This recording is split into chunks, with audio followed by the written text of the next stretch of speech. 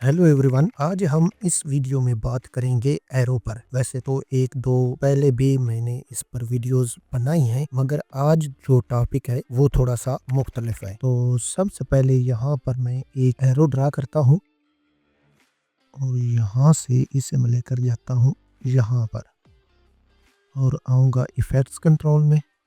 यहाँ पर इसका जो विड्थ है वो मैं बढ़ाता हूँ ताकि हमें आसानी से नज़र आ जाए। अब जो बात मैं करना चाहता हूँ वो अभी आपको पता चल जाएगा। इसका कलर मैं रखूँगा वाइट। और अब जब हम इसकी जाए प्रॉपर्टीज में, इस ट्रैक को सिलेक्ट करके कीबोर्ड से यू को प्रेस करें तो ये जो एरो है ये हम यहाँ से कुछ इस तरह से मूव हो रहा है। अब अगर हम यहाँ पर किसी भी एरिया को एरो से जाहिर करते हैं तो यहाँ पर हमारा एरो जो है वो कंप्लीट हो चुका है।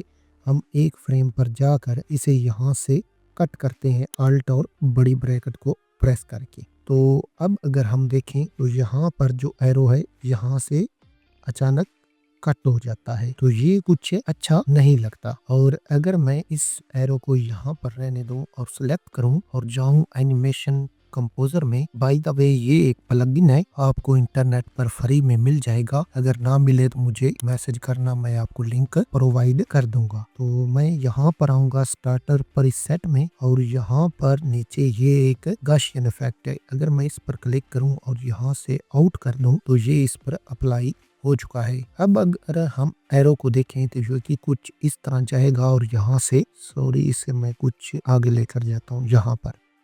अब ये कुछ इस तरह से जाएगा और यहाँ पर जाकर हाइड हो जाएगा। ये पहले वाले से किधरे बेहतर लग रहा है कुछ इस तरह से, मगर ये भी जो स्टाइल है ये अच्छा नहीं है। इससे भी हमारा मैप एनिमेशन का किसी हद तक तो गुजारा चल जाता है, मगर हम अपनी मैप एनिमेशन को प्रोफेशनल नहीं बना सकते। तो उसके लिए हमें क्या करना होगा, सबसे पहले मैं वापस आऊंगा यहाँ पर और सबसे पहले तो आपने एक चीज का ख्याल रखना है कि ये जो हमारा एरो है ये जितना आस्ता मूव होगा उतना ही अच्छा लगेगा, कुछ इस तरह से।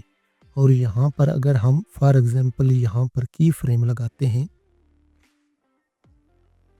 और जाते हैं नेक्स्ट की फ्रेम पर और इसे मैं कुछ इस तरह से कर देता हूँ और हल्का सा मैं कर देता हूँ जूम आउट।